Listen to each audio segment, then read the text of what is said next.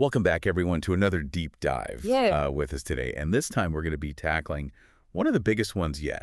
Yeah. Stephen Hawking's Huge. A Brief History of Time. Yeah. Classic. It's a classic. Huge. This book, it's a cultural phenomenon, I think. It is. It sold something like a copy for every 750 people on Earth. It's amazing. That's incredible. It is. Which I think just speaks to everyone's kind of curiosity about these really big questions. Yeah. You know? Totally. Where do we come from? How did it all begin? Yeah. Are we really just a tiny speck in this vast cosmic ocean? The universe is such a source of mystery and wonder. Yeah. And I think that's one of the reasons why this book really resonated with so many people. For sure. For sure. So I think one of the things that Hawking does so well is he takes us on this journey. He does. Through humanity's understanding of the cosmos. Absolutely. You know, starting back from when we really thought that Earth was the center of everything. Like Aristotle's model of the universe. Yeah. What an ego check, right? Oh, yeah. Big time. We thought we were the center of everything. Yeah, totally. Yeah. It's so wild to think that that was the prevailing view. It's hard to imagine now, isn't it? For centuries. Yeah. But then along comes Copernicus, who says, wait a minute, Yeah. what if the sun is actually at the center of our solar system? Right.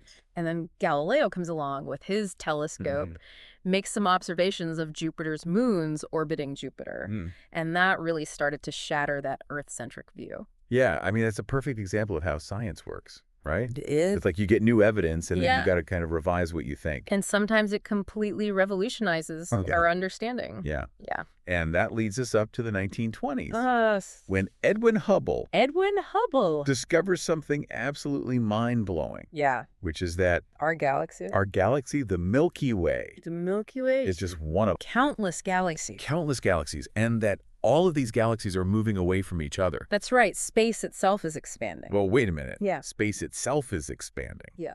What does that even mean? Yeah. Like, are the galaxies just flying through space? It's not that the galaxies are moving through space. It's that space itself is stretching. Okay. So imagine a balloon with dots on it, right? Okay. And as you inflate the balloon, the dots move farther apart. So the dots represent the galaxies. Okay. And the balloon itself represents the fabric of space. Gotcha. So as the balloon expands, the dots move farther apart, even though they're not moving relative to the balloon itself. Wow. Okay. That is kind of hard to wrap my head around. Yeah, it's a mind-bending concept. It is. But so how do we even know that space is expanding?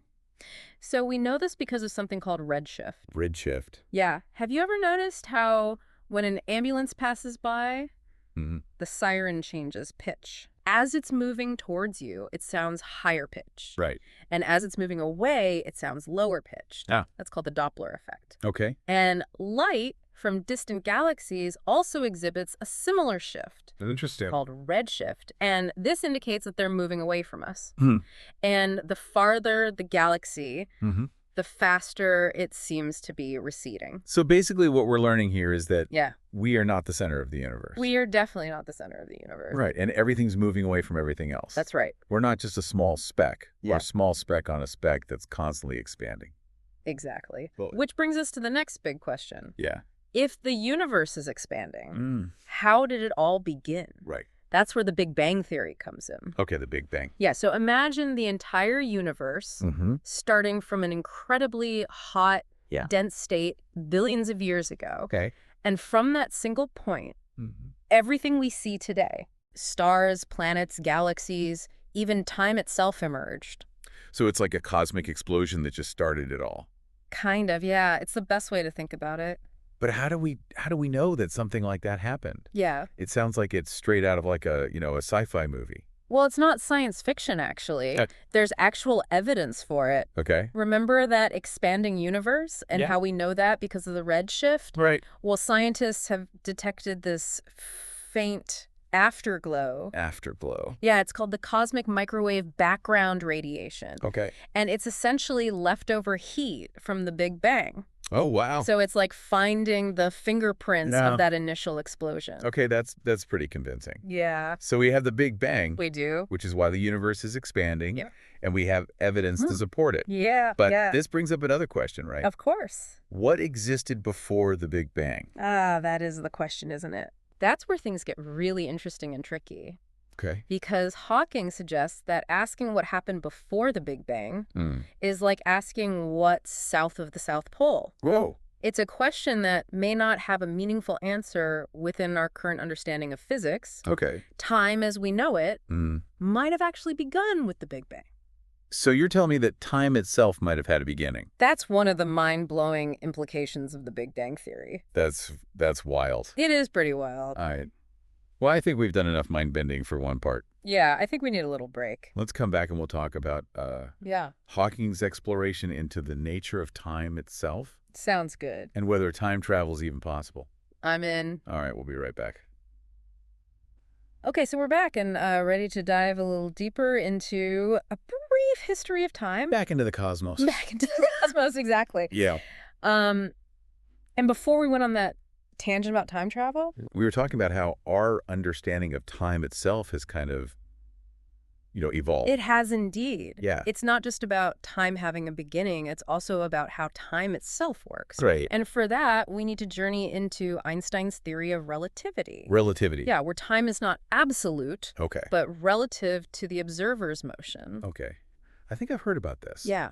Isn't this where we get into, that twin paradox? Yes, the famous twin paradox. Where one twin blasts off into space at the speed of light. You're the speed of light. To the speed of light. Yeah. And they come back younger than their twin, who stayed on Earth. Exactly. That always seemed a bit far-fetched to me. I know, it sounds crazy. Yeah. But it's a classic thought experiment that helps illustrate the mind-bending nature of relativity. Oh, so break it down for me. Okay, so imagine you have identical twins. One stays on Earth, and the other travels at near the speed of light. Okay. For a significant amount of time. When the spacefaring twin returns, they'll actually be younger than the twin who stayed on Earth. Whoa. Yeah, and that's because time actually slows down for objects traveling at high speeds relative to those at rest. You're telling me that time travel is actually possible? Yeah. It's not that simple. Wow. While relativity suggests that time is flexible and it can be warped by gravity and motion, it doesn't necessarily mean we can just hop into a time machine and go visit the dinosaurs. So no chance of a selfie with a T-Rex?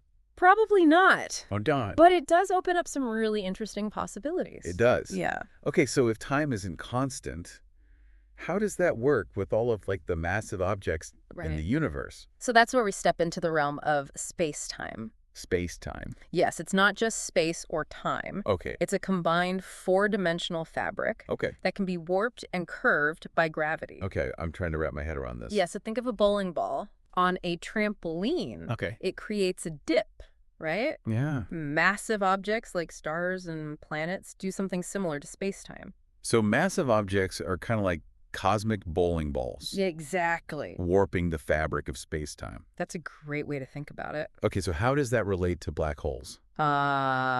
Yes. Black holes. They're like the ultimate cosmic bowling ball, right?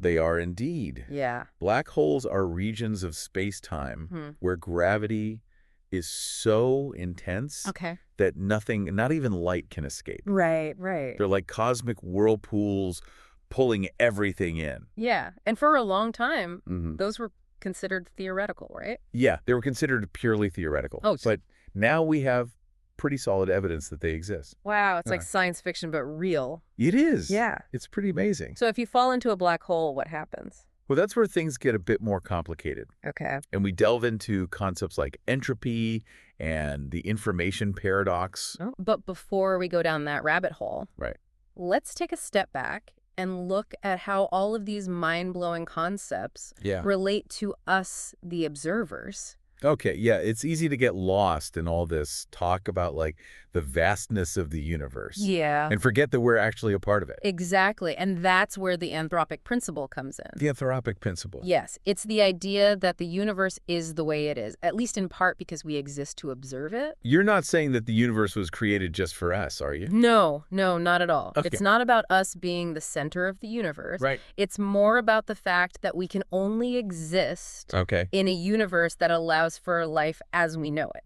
Okay. So think of it like winning the cosmic lottery. Okay. If the universe's fundamental constants were even slightly different, we wouldn't be here to contemplate it.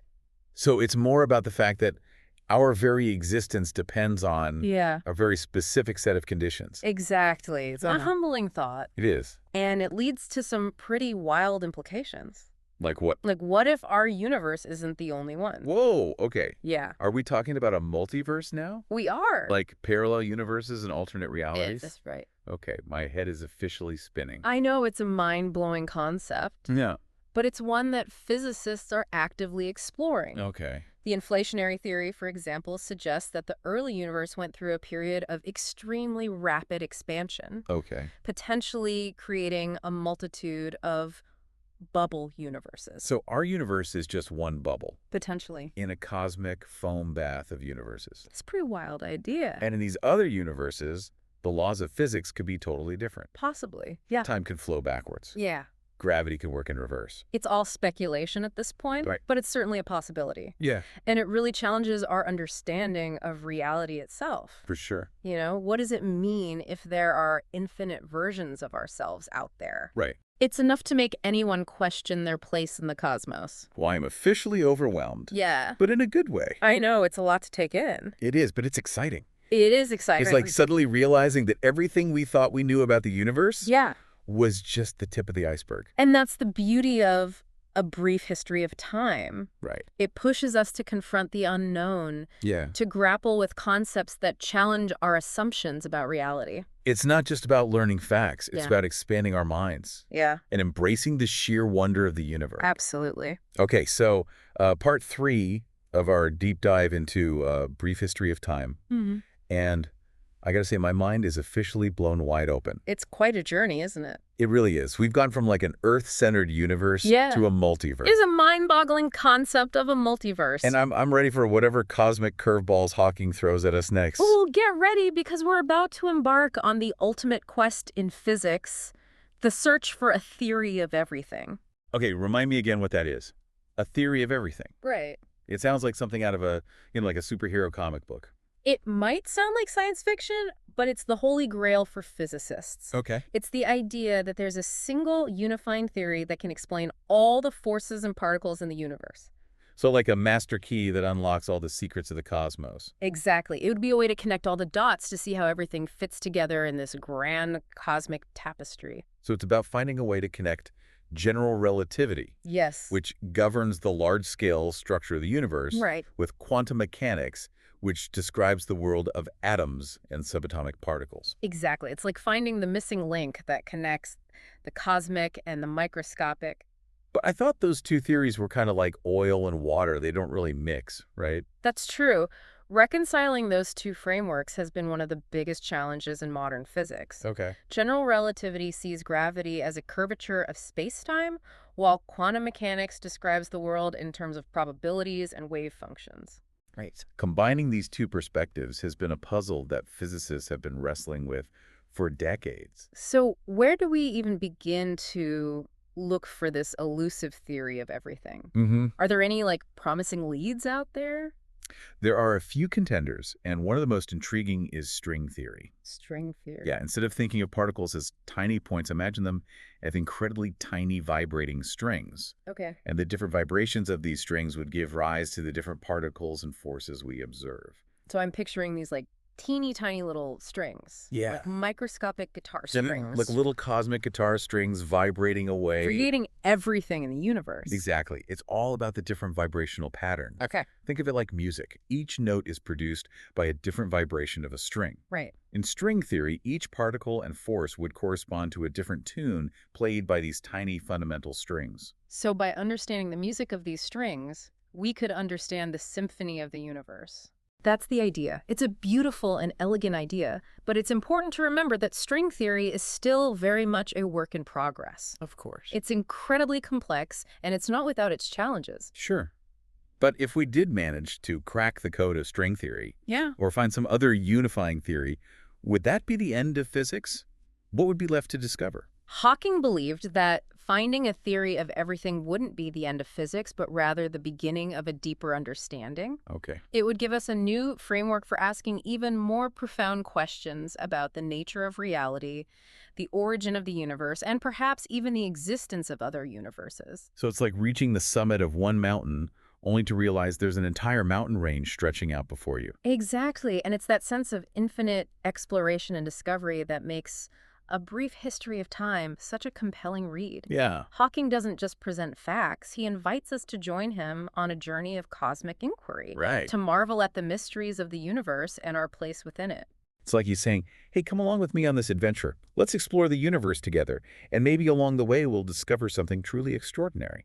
And he does it all with a remarkable blend of clarity, wit, and a genuine passion for sharing these complex ideas with a wider audience. That's what's so great about this book. It's not just a dry textbook filled with equations and jargon. It's a story. It's a journey. Yeah, An invitation to think differently about the universe and our place in it. exactly. It's a story that reminds us of the incredible power of human curiosity, our enduring quest to understand the world around us, from the smallest subatomic particle to the vast expanse of the cosmos. It's about looking up at the night sky and feeling a sense of awe and wonder, knowing that we are part of something much bigger than ourselves. And it's about never losing that sense of wonder, never stopping asking questions, and always being open to the possibility of discovering something new and extraordinary. Well said. Well, I think that's a perfect place to wrap up our deep dive into A Brief History of Time. Yeah, It's been an incredible journey, it has. and I hope you enjoyed it as much as we have. It's been a pleasure exploring these fascinating ideas with you. And for everyone listening, if you're feeling inspired to learn more about the universe and the big questions it poses, we highly recommend checking out Stephen Hawking's A Brief History of Time. You can find a link to purchase the book on Amazon in the description below. And don't forget to subscribe to the One Book a Day YouTube channel for more deep dives into the world of books and ideas. Until next time, keep exploring, keep questioning, and keep that cosmic curiosity burning bright.